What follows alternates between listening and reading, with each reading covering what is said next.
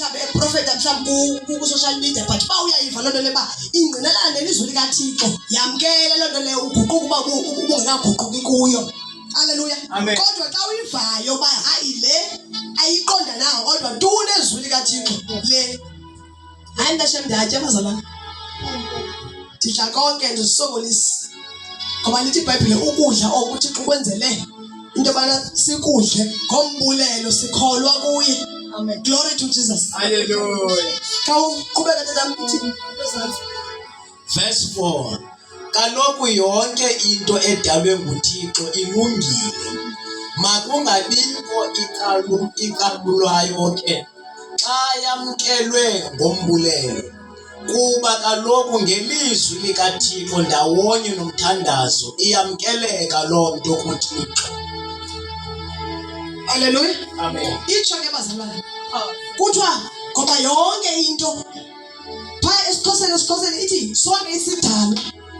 Hallelujah. Ithi iBhayibhile sidalwe nguThixo. Ngoko silungile asinto yakulahlwa. Hallelujah. Glory to Jesus.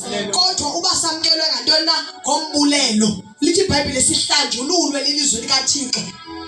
Hallelujah. Amen. Xa usihla phaa uyifunda. Ngoko ke bazalwane masingalahlekiswa. Hallelujah. Amen. Masingalahlekiswa xa ungumzalwane ithande iBhayibhile. Yeah. Thanda iBhayibhile ngoba uba awuyithandi uzawulahleka. Ngoba kukhona abantu abayazi ngaphezulu kwakho. Bakhona abantu bayazi kakhulu iBhayibhile. Aba bayazi kakhulu. Akufike bephethe nencwadi. Bathi noma becalula ibethatha ivesi eBhayibhileni bazungule bazibhale ngendlela yabo bafuna abantu abacace bayazi kakhulu iBhayibhile. So uba uhlangene nabo ungayazi iBhayibhile uzawulahleka uphume kuKristu. Sive kawe nje ukuthi usithi ulingqina likaYehova elingamngqineliyo phofu uYehova. Ngoba kaloku ingqina likaYehova limele lingqine uba uKristu Yesu wafa wafela izinto zehlabathi. Wabuya ngomhla wesithathu uThixo wamvusa kwelabafileyo. Kodwa bona bayaphika bathi uvuko alukho. Bathi futhi akho zulu. Hallelujah. Bathi akho zulu ngoba izulu babe likhona uLazaro ngengavuka ngengcwabeni. Wakhwazwa uLazaro wavuka engcwabeni. Hallelujah. uLazaro wayefanele uvuka engcwabeni ngoba kwafuneka uLazaro aphinde azotya ubomi ngokwenyama. Inyama yakhe yayisengcwabeni.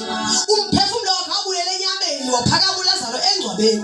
Loo nto ayithethi uba izulu alikho ngoba izulu inyama negazi ayibudli ubukumkani bezulu kodwa ngumphefumulo ongaphakathi kwethu esiwusebenzela sisenyameni okwaziyo uhamba uyotya ubukumkani bukaThixo.